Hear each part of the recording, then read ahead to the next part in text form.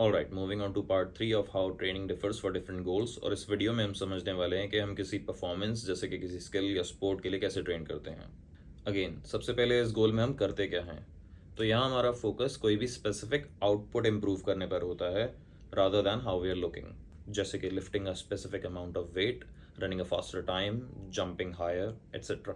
Now there are many specific performance goals, but in the interest of time इस video में हम सिर्फ strength और स्पोर्ट्स पर डिस्कशन करेंगे।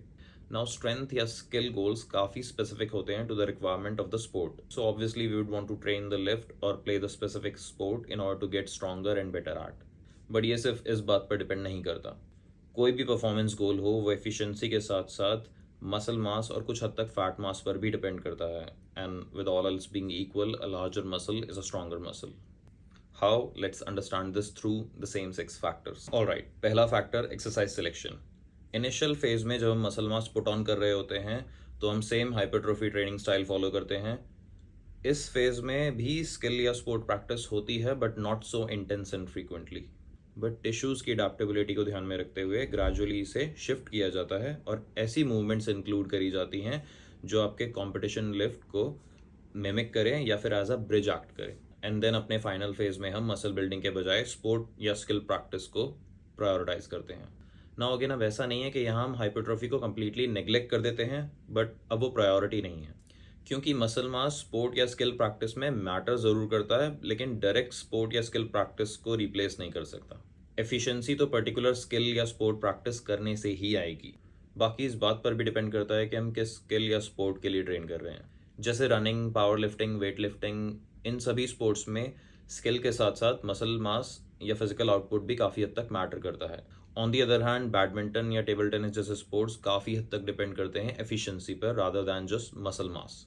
एंड इवन हाइपरट्रोफी फेज में भी हम ज़्यादा उन मसल्स पर फोकस करते हैं जो आगे स्पोर्ट्स या स्किल में यूज़ होने वाली हैं। ऑलराइट, दूसरा फैक्टर लोड एंड रिप्स।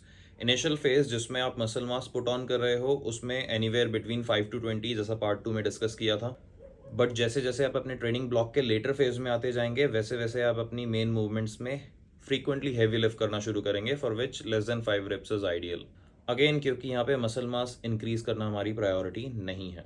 तीसरा फैक्टर फ्रीक्वेंसी। इसको एक स्पेक्ट्रम पे समझते हैं। सो स्पेक्ट्रम के इनिशियल फेज में more resistance training session and less specific skill या स्पोर्ट्स प्रैक्टिस सेशंस। स्किल के लिए हमें यहाँ एक्सपोजर पर काम करने की ज़रूरत होती है।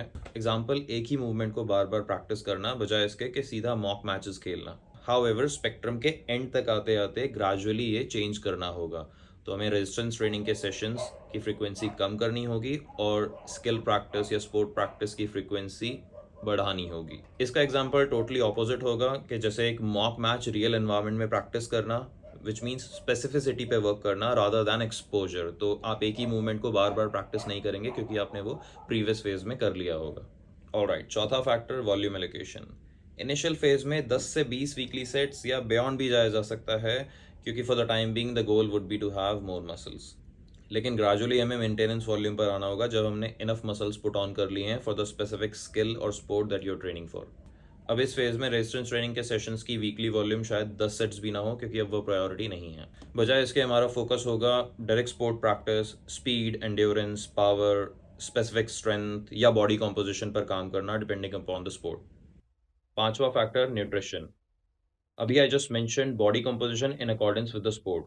क्या स्पोर्ट या स्किल के लिए बॉडी कंपोजिशन मैटर करता भी है?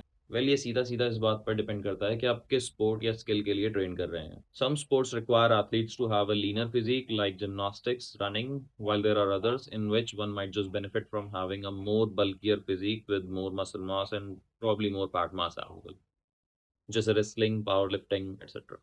All right, last factor proximity to failure. ये सिर्फ इनिशियल फेज में मैटर करता है क्योंकि this relates to having greater muscle growth. Later phase में इसे यूज़ करना भी नहीं चाहिए क्योंकि एनर्जी लिमिटेड है और उसको एफिशिएंसी को इम्प्रूव करने में यूटिलाइज करना चाहिए। जैसे अगर आप पावर लिफ्टिंग में हो तो competition style training technique use करना बजाय इसके के ड्रॉप सेट्स या मायोरप मैच या लेंथ एंड पार्शियल जैसी ट्रेनिंग टेक्निक्स यूज़ करना, क्योंकि इन सबसे स्पोर्ट परफॉर्मेंस इंप्रूव नहीं होगी। All right, now that we have discussed all the 3 categories, उससे ये बात तो समझ में आती है कि तीनों ही गोल्स आपस में कनेक्टेड हैं।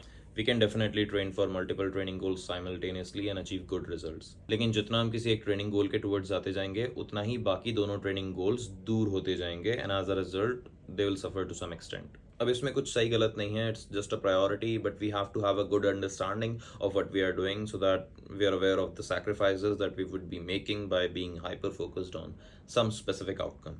Also, people might want to prioritize some specific training goal over others at different points in time.